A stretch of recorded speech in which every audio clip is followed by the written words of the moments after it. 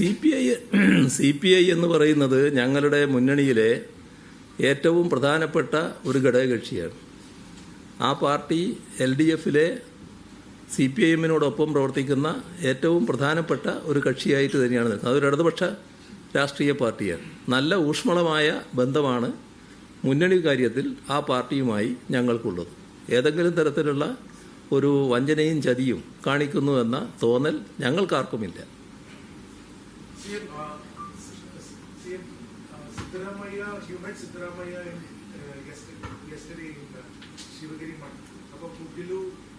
അവിടെ ഇളങ്കയിൽ ഡിസ്ട്രക്ഷൻ നടന്നപ്പോൾ അവിടെ CPM പോയിരുന്നു, നേതാക്കൾ പോയിരുന്നു. Were you able to speak to Siddaramaiah and raise your concerns with him directly? ഇതിനെക്കുറിച്ച് CM സിദ്ധരാമയ്യയായിട്ട് സംസാരിക്കാൻ പറ്റിയോ? എനിക്ക് ഇന്നലത്തെ ദിവസം ഒരു വല്ലാത്ത ദിവസമായിരുന്നു. അതായത് അവിടെ ശിവഗിരി തീർത്ഥാടനം അതിൻ്റെ ഭാഗമായിട്ടുള്ള പരിപാടി ഉദ്ഘാടനം ചെയ്യണം. അത് രാവിലെ ഞാൻ എത്തി. ഞാൻ പ്രതീക്ഷിച്ചത് അദ്ദേഹവും നേരത്തെ എത്തുമെന്നായിരുന്നു. പക്ഷേ ഞാൻ അവിടെ പരിപാടിക്ക് എത്തുന്നത് വരെ അദ്ദേഹം എത്തിയില്ല. പരിപാടി ആരംഭിച്ചതിന് ശേഷമാണ് അദ്ദേഹം വരുന്നത്. സ്വാഗത പ്രസംഗം നടന്നുകൊണ്ടിരിക്കുമ്പോഴാണ് അദ്ദേഹം വരുന്നത്. അത് കഴിഞ്ഞവർ പിന്നെ അധ്യക്ഷ പ്രസംഗം മാറ്റിവെച്ചുകൊണ്ട് ക്യാബിനറ്റ് യോഗം അതിന് ശേഷമുള്ളതുകൊണ്ട് എന്നെ ക്ഷണിച്ചു ഇതിൽ സംസാരിക്കാൻ വേണ്ടി. അപ്പോൾ സംസാരിക്കാൻ ക്ഷണിച്ചപ്പോൾ ഞാൻ ഇത് പറഞ്ഞു, ഈ ഒരു മര്യാദകൾ കാണിക്കേണ്ടതായിട്ട് വരും. കാരണം കർണാടക മുഖ്യമന്ത്രി ഇവിടെ സംസാരിക്കുമ്പോൾ സ്വാഭാവിക നീതി ഞാനും കൂടി അവിടെ ഇരിക്കുക എന്നുള്ളതാണ്. പക്ഷേ എനിക്ക് ഇരിക്കാൻ പറ്റാത്ത അവസ്ഥയാണ്. ക്യാബിനറ്റ് യോഗം ഉള്ളതുകൊണ്ട് എനിക്ക് പോകേണ്ടതായിട്ടുണ്ട് എന്ന് പരസ്യമായിട്ട് ഞാൻ ആദ്യം പറയുകയാണ്. ആ മീറ്റിംഗ് സംസാരിച്ച് കഴിഞ്ഞതിന് ശേഷം അദ്ദേഹത്തോട് ഞാൻ പറഞ്ഞു ഞാനിങ്ങനെ പോവുകയാണ്. മറ്റു കാര്യങ്ങളൊന്നും സംസാരിക്കാൻ അപ്പോൾ സമയമുണ്ടായിരുന്നില്ല. നേരെ ക്യാബിനറ്റിലേക്ക് പോകലായിരുന്നു ഉദ്ദേശിച്ചത്. പക്ഷേ നമുക്കെല്ലാം അറിയാവുന്നതുപോലെ മോഹൻലാലിൻ്റെ അമ്മ മരണപ്പെട്ട ഒരവസ്ഥയായതുകൊണ്ട് അവരെ ഒന്ന് കാണാമെന്ന് വെച്ച് നേരെ അവിടെ പോയി അവരെയും കണ്ട് ക്യാബിനറ്റിൽ പോയി.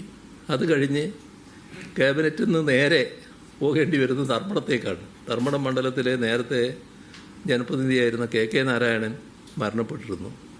അദ്ദേഹത്തിൻ്റെ ശവസംസ്കാരം നടക്കുന്നതിന് മുൻപ് ആ ബോഡി ഒന്ന് കാണുക എന്നുള്ള താല്പര്യത്തോടെ അവിടെ പോയി തിരിച്ചു വരികയായിരുന്നു. അപ്പോൾ അങ്ങനൊരു വല്ലാത്ത ദിവസമായിരുന്നു. അതുകൊണ്ട് ഇത്തരം കാര്യങ്ങളൊന്നും സംസാരിക്കാൻ പറ്റിയില്ല എന്നുള്ളതാണ് ഇന്നലത്തെ തീരെ.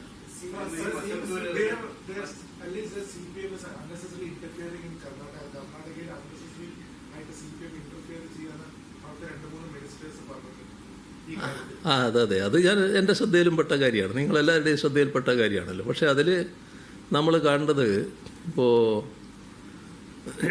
മറ്റേതെങ്കിലും ഒരു സംസ്ഥാനത്ത് ഇപ്പോൾ ഉത്തർപ്രദേശിലോ മറ്റെവിടെയെങ്കിലും ഈ ബുൾഡോസർ കാര്യങ്ങൾ വന്നാലും ഈ ന്യൂനപക്ഷങ്ങൾക്ക് നേരെയുള്ള ആക്രമണങ്ങൾ മറ്റു ചില സംസ്ഥാനങ്ങളിൽ നടന്നാലും സാധാരണഗതിയിൽ ഈ സംസ്ഥാനത്തിൻ്റെ അതിർവരമ്പുകൾ വെച്ചുകൊണ്ടല്ല നമ്മളാരും പ്രതികരിക്കാറ്. അത്തരം കാര്യങ്ങൾക്കെതിരെ ശക്തമായി പ്രതികരിക്കാറുണ്ട്. ചിലപ്പോൾ രാജ്യത്തിനപ്പുറത്തുള്ള കാര്യങ്ങളും നമ്മൾ പ്രതികരിക്കുന്നുണ്ടല്ലോ. ഇപ്പോൾ മറ്റെവിടെയും ഇങ്ങനത്തെ കാര്യങ്ങൾ നടക്കുമ്പോൾ ഇപ്പോൾ ഗാസയിലെ കാര്യങ്ങളിലൊക്കെ നമ്മളെല്ലാവരും പ്രതികരിച്ചുകൊണ്ടിരിക്കുകയല്ലേ. അപ്പോൾ അതുപോലുള്ള കാര്യങ്ങൾ വരുമ്പോൾ ഈ അതിർത്തി നോക്കി പ്രതികരിക്കുക എന്നുള്ളതല്ല സാധാരണ രീതി. സ്വാഭാവികമായിട്ട് പ്രതികരിക്കും. ആ പ്രതികരണമാണ് എൻ്റെ ഭാഗത്തുനിന്നുണ്ടായത്. നിസ്സഹായരായ ഒരു കൂട്ടം ആളുകളെ ബുൾഡോസർ ഉപയോഗിച്ച് തെരുവാധാരമാക്കുന്ന നില വന്നപ്പോൾ അതിനെതിരെയുള്ള പ്രതികരണമാണ് വന്നത്.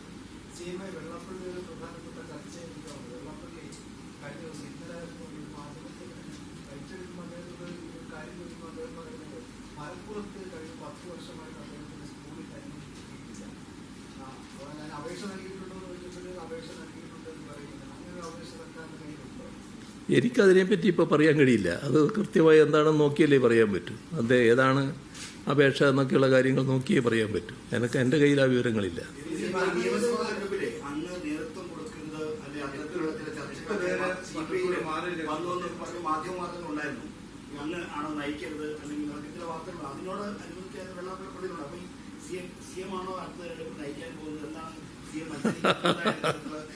അത് പലരും ആലോചിക്കുന്നൊരു കാര്യമായിരിക്കും. പക്ഷേ ഞങ്ങൾ ഇതേവരെ ആലോചിച്ചിട്ടില്ല. നിങ്ങൾക്കെല്ലാവർക്കും അറിയാം ഞങ്ങളുടെ കാര്യം ഞങ്ങൾ പൊതുവിൽ ആലോചിച്ച് തീരുമാനിക്കുന്നതാണ്. വ്യക്തിപരമായി ഞാൻ തീരുമാനിക്കുന്നതല്ല, പൊതുവെ പാർട്ടി എന്ന നിലക്ക് ആലോചിച്ച് തീരുമാനിക്കുന്നൊരു കാര്യമായിരിക്കും അത്.